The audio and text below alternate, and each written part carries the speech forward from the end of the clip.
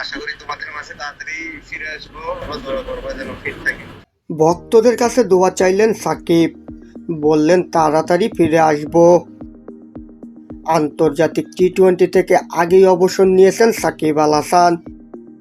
ঘরের মাঠ থেকে টেস্টে বিদায় নিতে চেয়েও পারেননি সাকিব আল হাসান।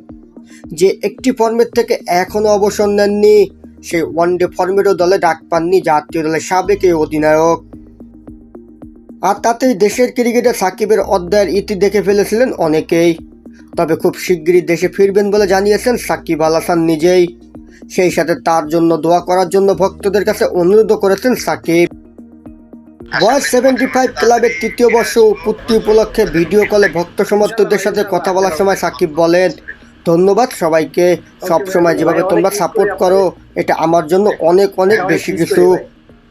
আশা করি তোমাদের মাঝে তাড়াতাড়ি ফিরে আসবো, যেন তোমরা খেলা দেখতে পারো। ইনশাল্লাহ ভাই। সাকিব আওয়ামী লীগ সরকারের এমপি ছিলেন। দেশের রাজনৈতিক পটভূমি পরিবর্তন হওয়ার পর থেকে দেশে ফেরেননি বিশ্বসেরা এই অলরাউন্ডার। দেশে না ফিরলেও বাংলাদেশের ওই বিদেশের মাটিতে খেলেছেন সাকিব আল হাসান। তবে আসন্ন চ্যাম্পিয়ন ট্রফির দলে তাকে বিবেচনা করেনি নির্বাচকরা। চলমান বিপিএল এ চিটাগাং কিংসের হয়ে খেলার কথা থাকলেও সেটিও সম্ভব হয়নি সাকিবের।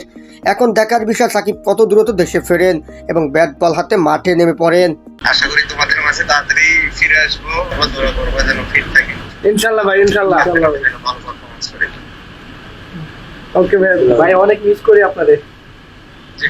ভাই অনেক মিস করি ভাই।